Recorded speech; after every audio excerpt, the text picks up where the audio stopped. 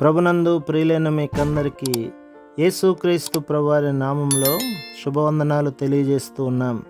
దైవజనులు బ్రదర్ భక్త సింగ్ గారి పరిచర్యలో నుండి అలసిన వాణిని ఓరడించు మాటలు. నవంబర్ 21. స్థిరులను కదలని వారును ప్రభువు కార్యాభివృద్ధి ఎందు ఎప్పటికీ ఆసక్తులునై ఉండుడి. కొరింథీయులకు రాసిన మొదటి పత్రిక 15వ అధ్యాయం 58వ వచనం. పునరుత్థానమైన 8 దినముల తర్వాత ప్రభువైన యేసు తోమాకు ప్రత్యక్షమయ్యను. ప్రభు ఎదుట శిష్యులకు ప్రత్యక్షమైనప్పుడు తోమా వారితో లేడు. వారు తోమాను చూడగానే అతనితో, మేము ప్రభువును చూచితమని చెప్పిరి. యోహాను సువార్త 20వ అధ్యాయం 25వ వచనం. తోమా అవిశ్వాసముతో, నేనాయన చేతులలో మేకుల గురుతును చూచి నా వేలు ఆ మేకుల గురుతులో పెట్టి నా చెయ్యి ఆయన ప్రక్కలో ఉంచితేనే గాని నమ్మనని వారితో చెప్పెను. అందువలననే తోమా కొరకు ప్రభు మరలా ప్రత్యక్షమాయెను. ఆయన శిష్యులు మరల లోపల ఉన్నప్పుడు తోమా వారితో కూడా ఉండెను.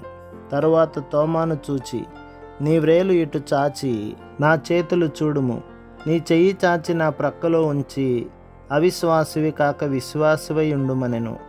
ఆ మాటలకు తోమా ఆశ్చర్యముతో, నా ప్రభువా నా దేవా అని ప్రత్యుత్తరమిచ్చెను.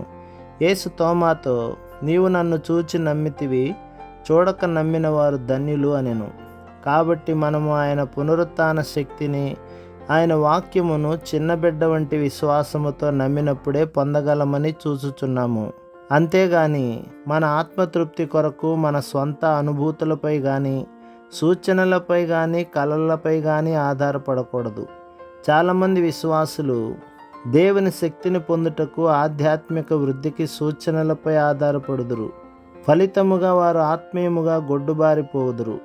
మనము సరళమైన విశ్వాసమును అభ్యసించుట ద్వారా ఆయన వాగ్దానములను స్వతంత్రించుకున్నటలోను, ప్రతి విషయంలోనూ ప్రశ్నించకుండా విధేయత చూపుట ద్వారా, వాక్య పట్టణము ద్వారా ఆయన శక్తిని అనుభవించు ఆధిక్యతను పొందుదుము. పిమ్మట మన ప్రభు ఆరోహణము కాకముందు బేతనియాలోని తన శిష్యులకు ప్రత్యక్షమయ్యను. లూకాసు వార్త 24వ అధ్యాయం 50వ వచనం. ఆయన వారికి, మీరు సర్వలోకమునకు వెళ్ళి సర్వ సృష్టికి సువార్తను ప్రకటించుడి అని చెప్పెను. అప్పుడు వారి కన్నులకు కనబడకుండా ఒక మేఘం ఆయనను కొనిపోయెను. ఆయన వెళ్ళుచుండగా వారు ఆకాశం వైపు తేరి చూచుచుండిరి. ఇదిగో తెల్లని వస్త్రములు ధరించుకుని 2 మనుషులు వారి యొద్ద నిలిచి, గలిలయ మనుషులారా, మీరెందుకు నిలిచి ఆకాశం వైపు చూచుచున్నారు? మీ యొద్ద నుండి పరలోకమునకు చేర్చుకొనబడిన ఈ యేసే ఏ రీతిగా పరలోకమునకు వెళ్ళుట మీరు చూచితిరో ఆ రీతిగానే ఆయన తిరిగి వచ్చునని వారితో చెప్పిరి. అపోస్తల కార్యములు 1వ అధ్యాయం 9 నుండి 11వ వచనం వరకు.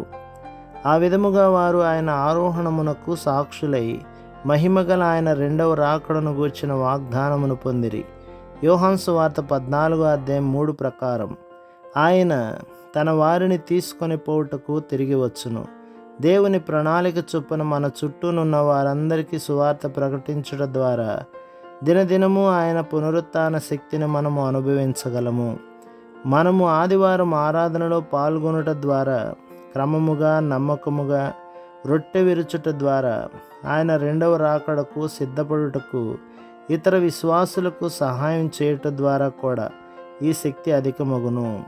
ప్రభు మిమ్మును, మీ కుటుంబమును, మీ సంఘమును దీవించి ఆశీర్వదించునుగాక. ఆమేన్.